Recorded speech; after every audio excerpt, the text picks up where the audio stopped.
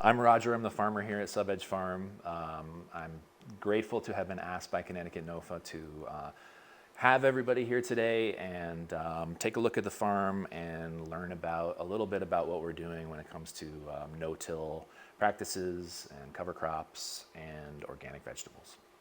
The desire to grow clean and nutritious food for ourselves and our children was the thing that inspired us to get into backyard gardening and homesteading and all those things when we lived in Hartford. And I got a job at an urban farm in New Britain some 21 years ago, or 22 years ago, Urban Oaks Organic Farm, and we were a 2-acre urban farm, a whole bunch of crops we grew year-round under glass, and learned a lot there for 5 or 6 years under Mike and Tony, who were my friends and mentors.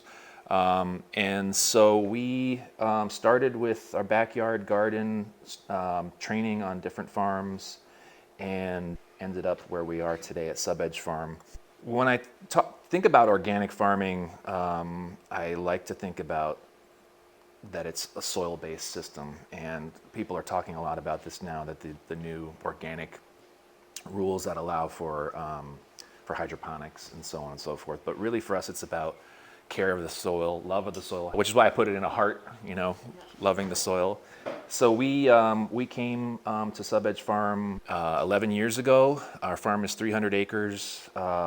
We do a lot of different enterprises here, which are just some of these slides. We do grass-fed beef, which is we raise all our own hay for. So we have about 50 acres of hay fields. We raise Highland cattle and belted Galloways. A lot of them are crossed right now between the two. We do Thanksgiving turkeys. Amongst other poultry, we do about 1,000 meat birds. We do 1,000 laying hens. So we have a lot of different things going on the farm. We just started doing mushrooms, shiitake mushrooms on logs in a small way. Certified organic vegetables is our bread and butter, and we're always trying to learn, new ways to grow things better, new systems and techniques like everybody. We attend a lot of these kind of workshops like this, and we go to the New England Fruit and Vegetable Conference every 2 years, and so we're always trying to learn new things. And the no-till systems is one of them. I felt it's hard enough to grow vegetables already, and then trying to experiment with new things can be like, well, why would I do that? But I think of things like how, we have this system now that everybody uses for growing like tomatoes in high tunnels, and that was really just organic farmers sort of figuring those things out and over the years, and now it's sort of everybody does it that way. And I feel the same way with a lot of these no-till practices, that everybody's experimenting and trying and different things, and we haven't really got there, I think, 100% yet. But I think we're gonna, and I think somebody's gonna come up with some ways to grow vegetables with less tillage. So some of these slides have to do with cover crops, and so cover crops to me is sort of like the beginning of most of no-till systems, at least that we use. So this is some of our vegetable fields up from the hill, looking down, mostly covered in the fall, which is what our goal is, to have as much of our fields covered by the time winter comes. This is what the farm might look like in the spring. This is Aaron, who's digging some parsnips with an undercutter bar, some spring dug parsnips. And so wherever we didn't have those, we had rye growing. So just to show you what I mean by trying to keep things covered. What is a cover crop is different from a cash crop, because a cash crop is something we're trying to sell, like a tomato, and a cover crop is something that is a crop that we're growing that has other uses on the farm, but we're not going to sell.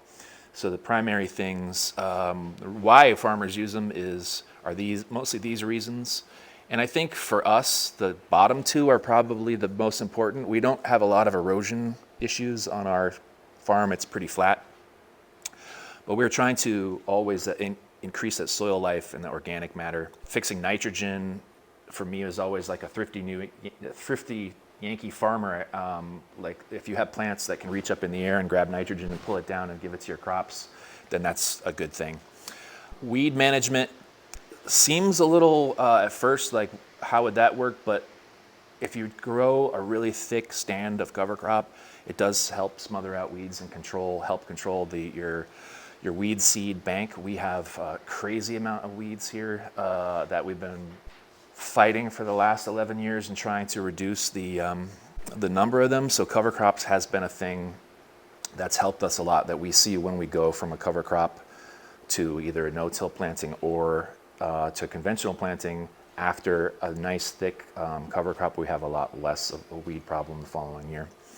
Disease management is a similar thing, and of course, farm diversity. On a farm like ours, it's like Joel Salatin says, it's a polyculture. So we have lots of different kinds of plants growing and animal inputs, etc. For broadcasting cover crop seeds, we've done everything. We've used. Sometimes we'll be riding in the back of a truck with a bucket and we're just throwing cover crop seeds. We use one of these front-mounted spreaders that you twist. This is a cool thing that we found on Facebook Marketplace called a seed fiddle. And it actually, you push this back and forth like the bow of a violin and it sprays them out. And we've also used rear-mounted spreaders. This is a no-till drill that we had rented years ago, and now we own our own one, which I'll show you later. So this is you can plant cover crops either into tilled soil or straight into untilled soil. So a lot of farmers will use this as a no-till method to improve their pastures, which is one thing that we do. So say for instance we wanted to add more grass to our pasture or add some white clover or some other seed, you can do that without having to do any tillage at all. This is for bed preparation. These are some of our tractors. So we grow most of the basic kind of cover crops that a lot of New England growers use, but we also like to try new things, and we buy a lot of summer mixes or winter mixes. At the end of the year we'll have like odds and ends bags of cover crops, and we'll mix them together and make what we call a cover crop cocktail. As long as there's some seed out there and the ground is covered is what's important to us. So spring or say fall, we do rye and vetch, peas and oats, and I think I talk about when we plant them in the next slide. Buckwheat we grow most in the summer. Red clover we'll use between beds, which I'll show you in a minute. We did try sweet clover one year, which sort of turned into a weed issue for us after a little while. And crotalaria and sun hemp we mix with sorghum Sudan grass, which grew like absolutely crazy. I'll show you a picture of that in a minute. And then sunflowers we usually use, and we'll have those in a mix. So here's a winter, probably February, I'm guessing, the field across the street in rye. This is a fall, a nice lush winter rye and hairy vetch. We usually use those two together. In the spring we usually are doing peas and oats, which is a kind of a mix you can buy in bagged already, which is nice and easy. So you have your legume and you have your grass, so you have the two combination there. Here's a buckwheat field just sort of going to flower, very fast growing and very easy to knock down. So if you need a quick cover crop in the summer, just to but maybe between spring and fall planting, we'll sometimes use buckwheat. This is red clover, and it's growing in between our tomato rows. This was a pick your own area we had. That's over here behind the farmhouse. And we sort of we'll grow a bed, leave an empty bed, have a bed, empty bed, and in the empty beds we'll do the clover. And for a lot of our fields, like crops like peppers, we've adopted this, and we use the brush hog, and we just go up and down and mow in between. And we feel that's been a really good system. The plants are far apart; they get a lot of good air circulation. And the clover grows over the course of the year. Remy's mowing it with a push mower in this area. It grows through the winter and it really fills in. And you're also, nitrogen fixing at the same time. This was a sweet clover. We actually had a friend who was a beekeeper who wanted us to plant the sweet clover. So we did 10 acres of sweet clover one year. And the bees they were absolutely crazy for the sweet clover. And this is our sorghum Sudan grass, which just creates an incredible amount of biomass. It just grows to be like 8 feet tall. We mow it usually a couple of times. So this we've experimented with twice. We want to do more of this, but hope to in the future. And this is the sun hemp, which is not on our farm, but it was just a picture I pulled off the internet. We usually grow this alongside the sorghum. And sunflowers, like I mentioned too, we will grow big patches of sunflowers. So here's our dates. So we do spring, peas and oats, the rye and the red clover for harvest lanes. The rye is sort of there to be, we'll use oats or rye as a nurse crop for grasses or for clover. And then in the summertime, it's all of these heat-loving ones, the buckwheat, Sudan grass. And August, again, we'll do probably red clover for those pathways. And then September, we're coming around to the winter rye and winter wheats.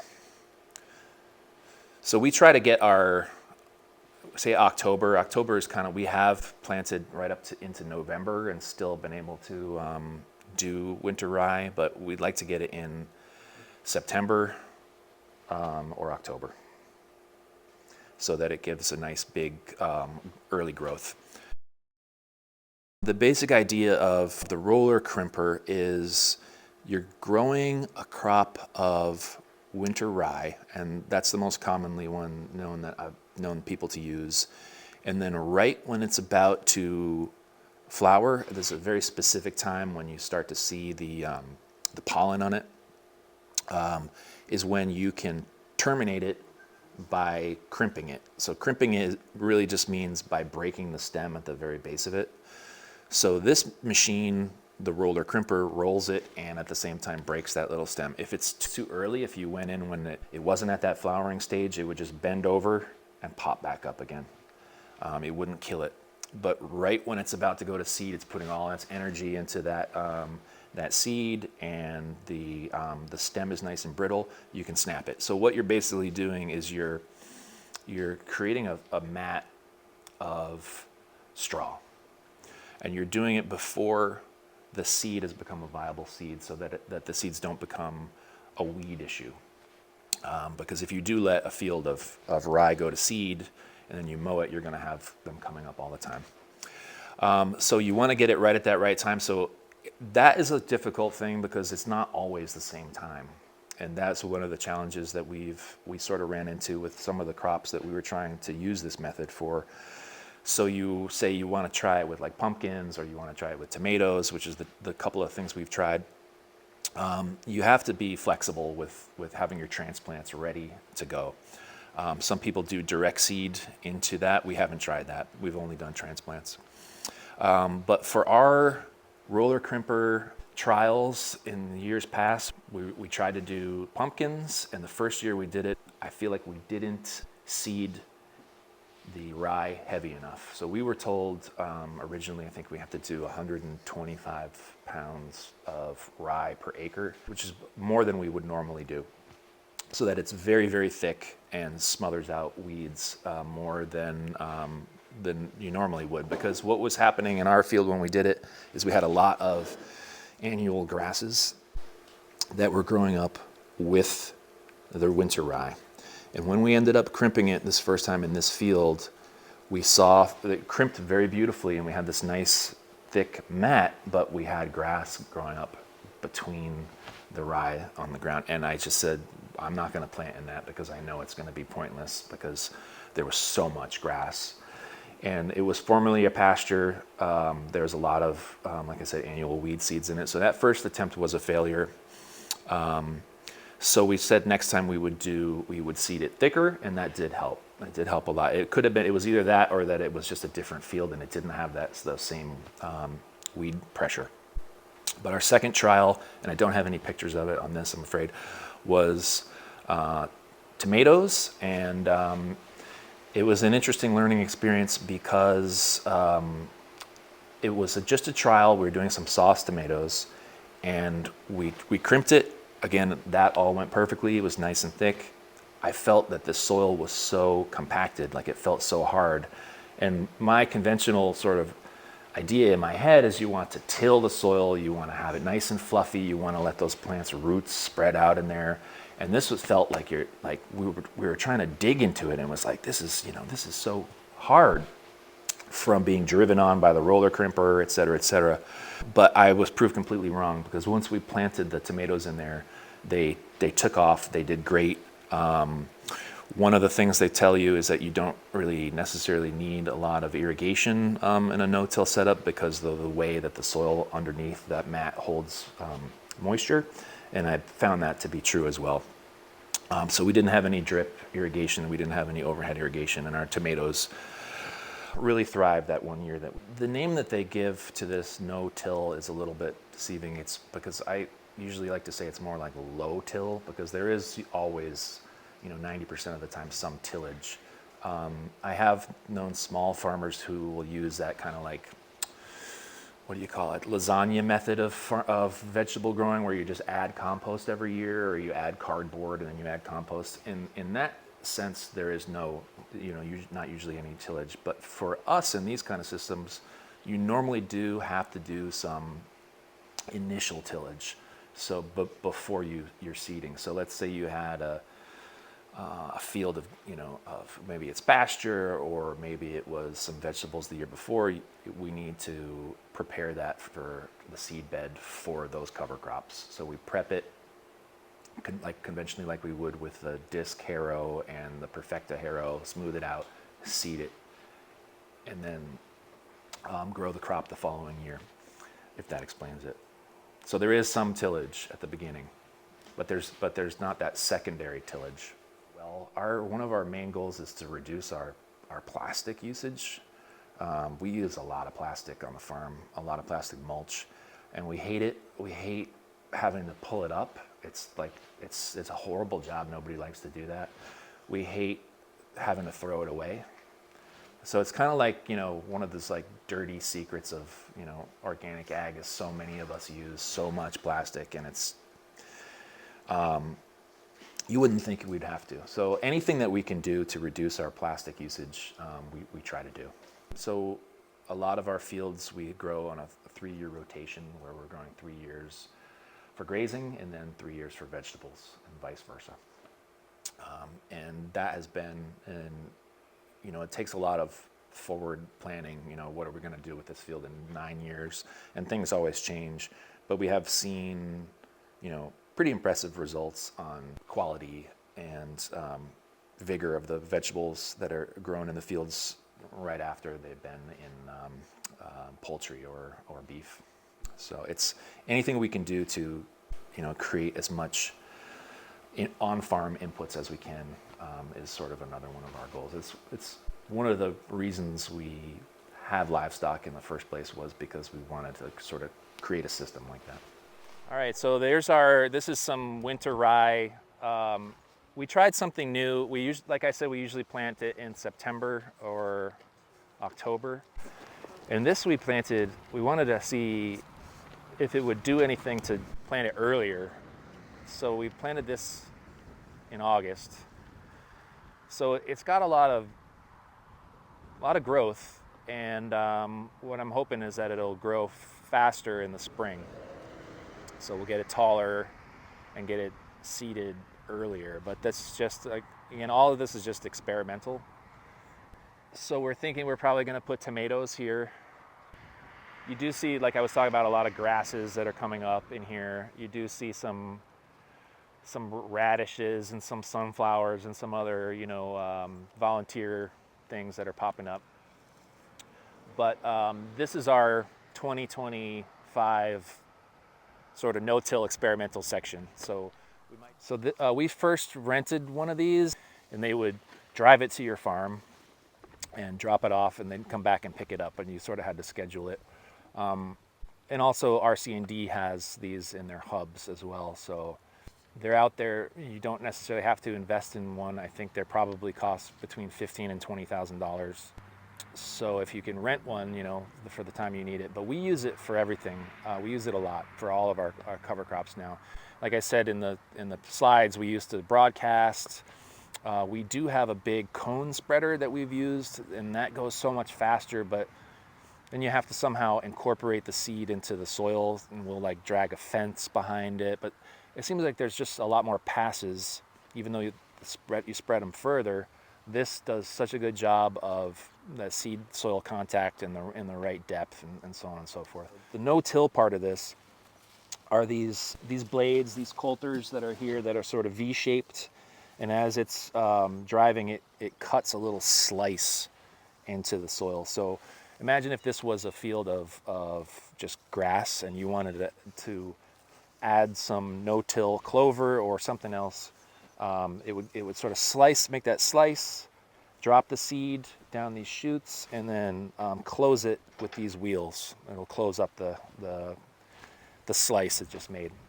So it has two hoppers for different size seeds. For smaller seeds would go in here, and the larger seeds up in here.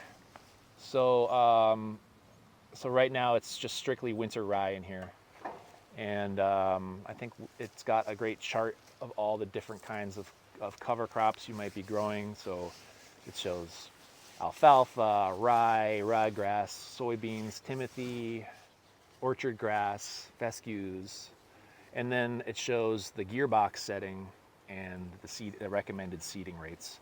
So we usually will look at that, and then we put this note up here, 100 pounds per acre. We've actually, I think 125, so we raised it up even more to get more rye, so it's thicker. And this little box is for like smaller seeds, like your clovers. So these are going to come through these, and the larger box will come through these. Can you run them at the same time? You can. Yep. So if you're doing two different things, and you calibrate it by, what we did is we put a tarp underneath it, and if you take a look at this over here, this wheel with the spikes comes in contact with the soil and turns the gearbox so that the seeds will drop. So you can adjust the gearbox setting so that it drops faster, or slower. And this is the calibration bar for that. And so if you do want to test it, and we used to test it, we don't really anymore because we've been doing it enough that we kind of know that where we set it is right. But we put a tarp underneath it and raise this up, and we do turn this like a certain number of times, and then weigh how many seeds fell onto the tarp and see if the calibration was accurate, see if you were getting the right pounds per acre. It actually works better in a no-till situation where the ground is not so fluffy. Like if you've just tilled, sometimes this doesn't really turn as well as it should because it's kind of just sliding through the soil. So in a situation like this, where what we decided to do with this field is to just mow whatever weeds and crop residue are left, not to till it, and just plant the seeds right into it. And hopefully the rye will just take off in the spring. And I'll pull it a few feet just so you can watch it go.